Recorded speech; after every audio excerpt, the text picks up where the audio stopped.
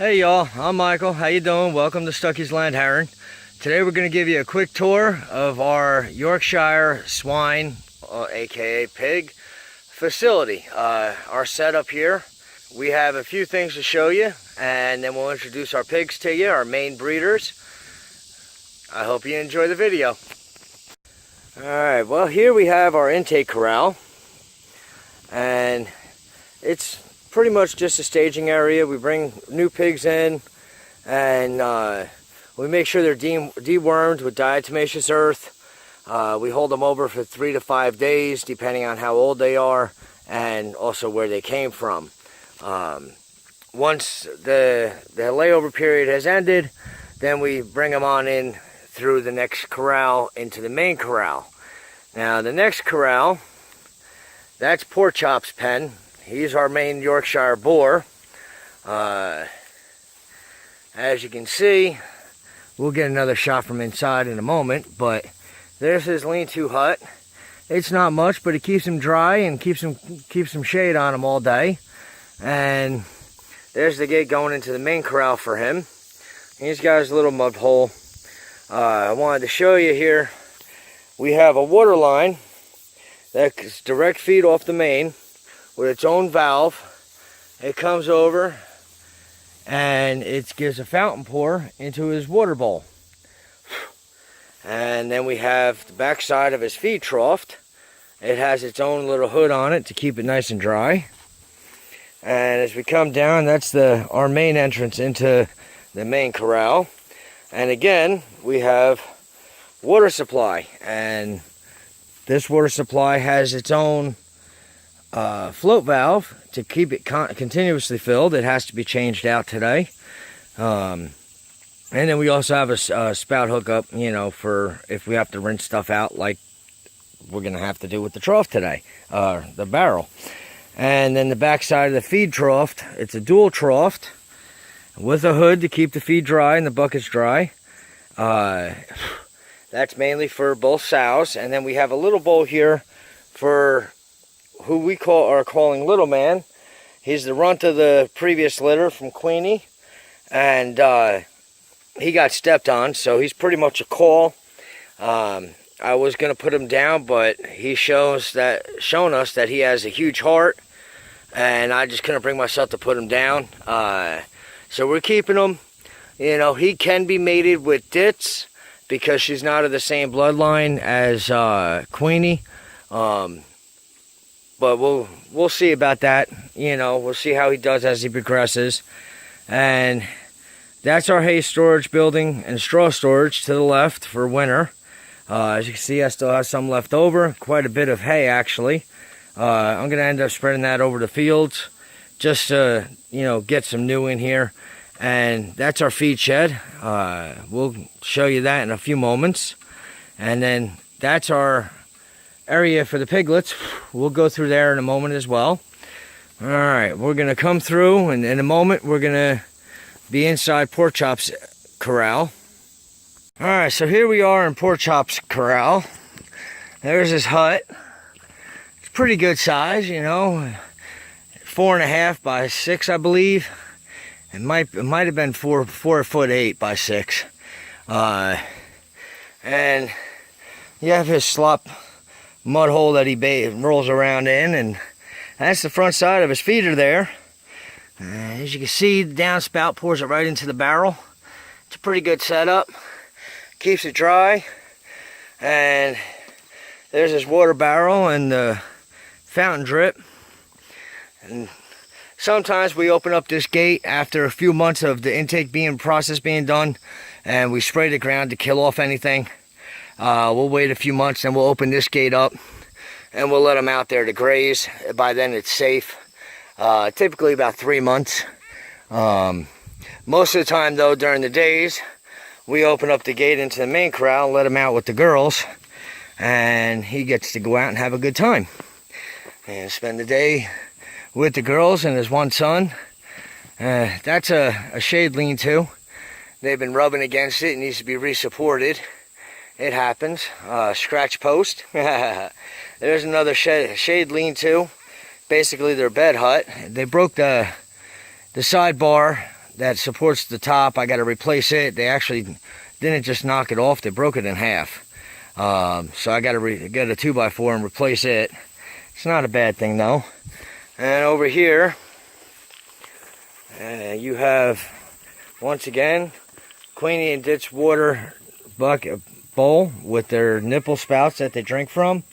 And there's the float from the front, the water line. Now that water line continues over to the right to go towards the sales holding pen for the piglets, but we'll get to that in a moment. And here's the inside view of the dual feeding trough. As you can see, it pours right down into both and keeps it nice and dry. And there's little man's bowl in between the water bucket and the trough. He loves eating that out of it. I don't know, he tries to get into that big trough, but it's a little too high of a step. But he enjoys his own. Alright, now, over here, we have the weaning pen. See if we can get this open here. There we go. Slide the door open. And we'll go inside. I don't know if you can see it, but right there, there's a little doorway. That doorway slides up and allows the pigs to come in and go back out.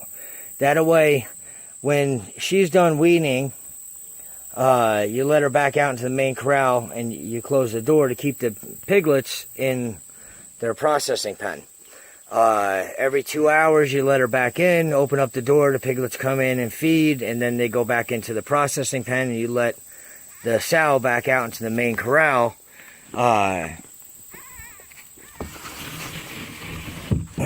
that one's closed. Now here we have the pig processing pen. Now there's a little homemade gravity feed trough. That's for, so they can start eating and learn how to eat. We'll put a bowl in here of water when the time comes. And there's the heat lamp in their hut. I believe it's 6x8.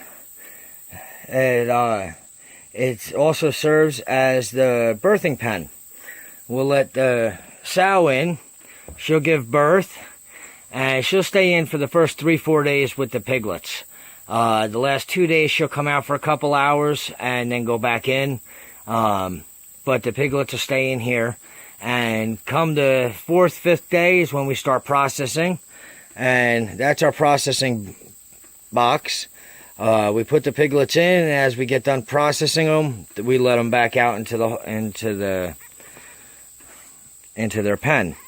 It's pretty efficient. That's the back side of that door that allows us to raise and lower to let the piglets in.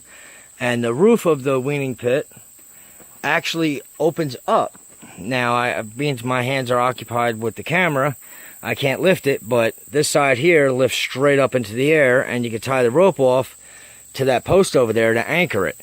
That way, if it's a shady day, they don't need it. If it's a hot day, we lower the roof and keep them nice and shaded and cool. And I would open this door, but apparently they've been betting against it the last couple of days, and it's packed with mud. So I gotta fix that. But you have another door here that opens out. When the time comes, after they're already eating and they're done weaning, it's about 16 days I have them wean. And the 17th day, they might get one weaning first thing in the morning. After that, there's no more weaning. Come the 18th day, they come into here, and this is the sales holding pen. And over here, you have a water bucket that needs to be cleaned from the last litter.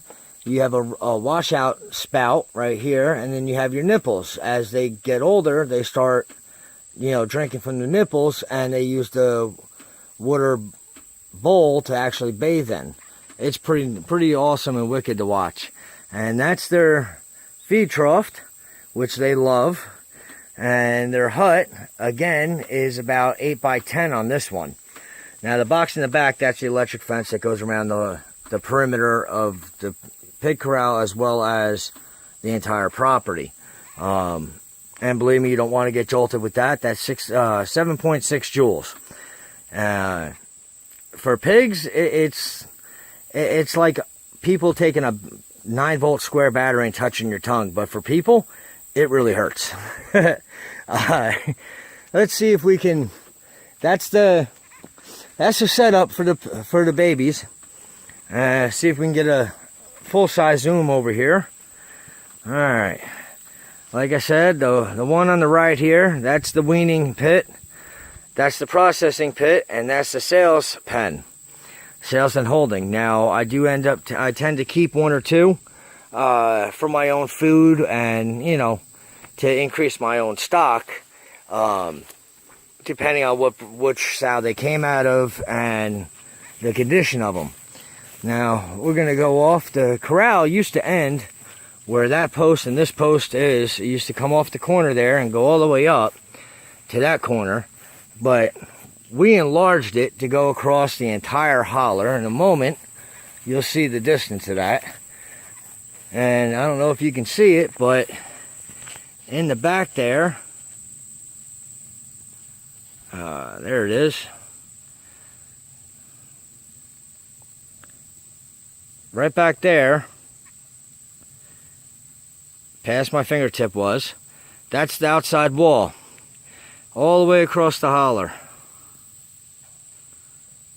That's pretty good. They ended up with 0.89 of an acre main corral, not counting pork chops or the piglets area. And if you can see it, they have a major mud pond going down there. There you go. That's feeding from a natural spring. In a year and a half, I've only seen it dry once, and that's because it didn't rain for like 3 months, almost 4. But that's a natural spring.